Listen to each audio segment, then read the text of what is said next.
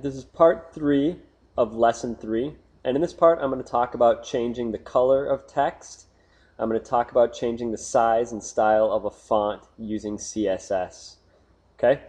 So one of the things that I recommended that you do was read a website, CSS font properties, right here. I said it's not necessary, but it is useful.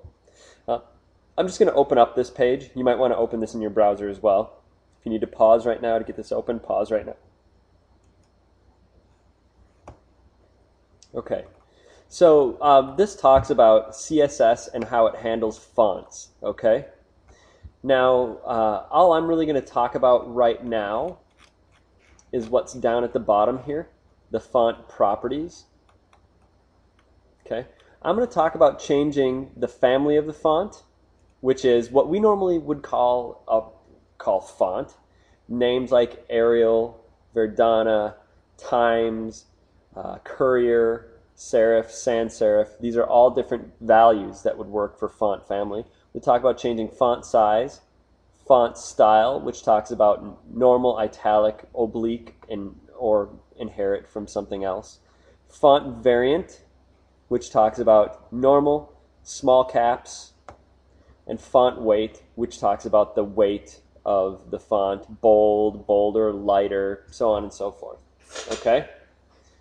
So, let's dig in. I'm going to change the way bold will display in my browser, okay? I want to make bold a little bigger than usual. I want to have it even a little bit bolder if I can. And I want to make it a different color. Okay, so different size, a different style, and a different color. Now, I have to go up here and select bold. So for my selector, for my style rule, I'll go B for bold, curly braces. You might notice I always leave some white space there. Once again, white space doesn't matter. It just helps. And I usually tab over. That's a good thing to do. It's a coding convention, but it's not necessary. It doesn't affect the way the browser interprets things, okay? So bold, I wanted to change the size. If I go to this website that talks about the font properties, you'll notice I can see there's one called font size. So font dash size. So I'll go back here, dash size. And now we can enter in all sorts of different values for this. If you look at this website here, some of the values are XX small, small, medium, large, X large, XX large, smaller, larger. I can enter a length, a percent, or something called inherit. I'm not going to talk about inherit today. I'm going to start with entering in a length, okay? So the length of my font is going to be 1M. Now I'm going to do 2 M's. 2M. And M is it's a unit of measurement, okay? And it is scalable so that when we change the size of the view in our browser, it will change the size of that font. And I'll show you what I mean. I'm going to keep it at 2M for now, save it, go back to here, refresh. Okay, my bold just became bigger. It's 2 M's in size. You might notice 2 M's is roughly the same size as my H1. Now, M's are scalable. So if I go to View, Zoom, and zoom in with Control plus, I can zoom in, and M's scale. They also scale down. Okay? They're what I call a relative size, not absolute. I can change it if I want to what's called an absolute size, 15 pixels, px, save it. And this is an absolute size, okay?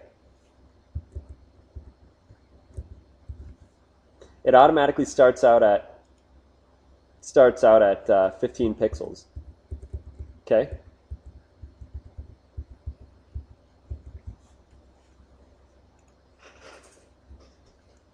So that's font size. The next one I want to talk about is font weight. So if I go over here, go to font weight, it looks like this, font dash weight. The options are normal, bold, bolder, lighter, so on and so forth. So I can go font dash weight. I'm going to make it bolder and see if it has any effect. Now, I'm going to tell you that bold already comes pre-styled with the bold option. So you'll notice there's not much change, but I can force it to font weight lighter, or I can enter in the value 100.